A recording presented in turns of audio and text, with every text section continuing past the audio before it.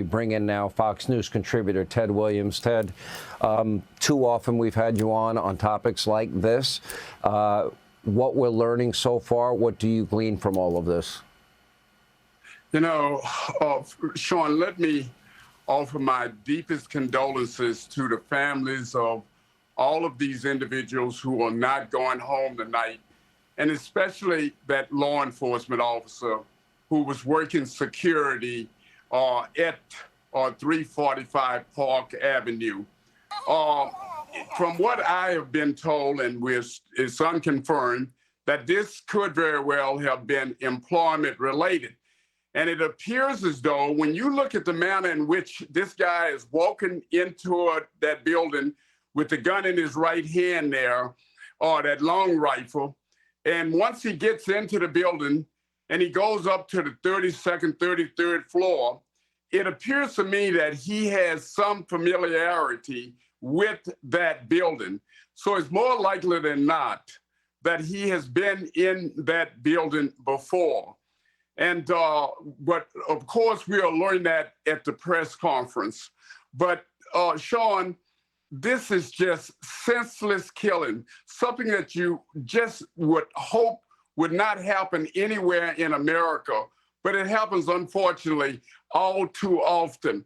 So what law enforcement is doing right now is they are working back. They realize that 345 Park Avenue is a crime scene.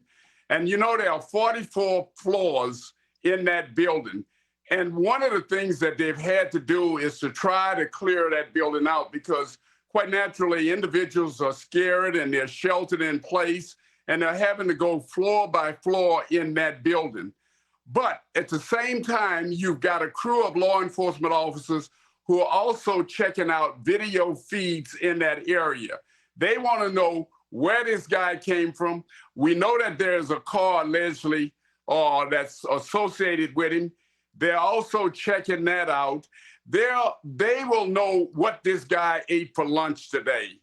And from what we've been told, and you've reported here, there's some connection with the Las Vegas area. Quite naturally, law enforcement in New York is in touch with law enforcement there in the Vegas area, and they're doing a scrub out there. So these are some of the things that are going on. But Sean, I just want you to imagine a law enforcement officer get up, he puts that uniform on, he comes and he works security to earn extra money for him and perhaps even his family. And to be there and to get shot in the back, this is just senseless and cruel. You know, Ted, as I said, we've talked over the years about too many of these cases. Educated guess here, not random, definitely targeted. He knew exactly where he was headed when he walked in that building. He went in there with a purpose.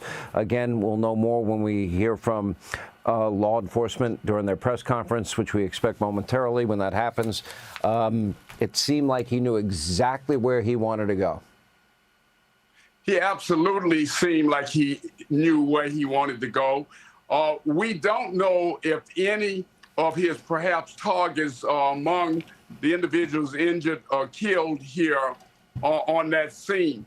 But he had a purpose, and he didn't want to even hide his purpose. I agree also with Paul Morrow, and that is he knew that it was more likely than not that he was not going to come out of that building alive because of the manner in which he walks in. He doesn't conceal the weapon. He just walks casually with the weapon at his side in his right hand, and he goes into the lobby. There's the shootout there, and he gets up to the 33rd or the 32nd floor there, and he takes his own life. From what we've been told here, he was neutralized, and he, by virtue of him taking his own life. Quite naturally, at the press conference, we're going to learn a lot more, perhaps about this individual. But in the coming days, we're going to learn quite a bit about this individual. Yeah, we are. Ted Williams, stay there, right there. We'll come back to you. We appreciate your time tonight. Hey, Sean Hannity here. Hey, click here to subscribe to Fox News YouTube page and catch our hottest interviews and most compelling analysis. You will not get it anywhere else.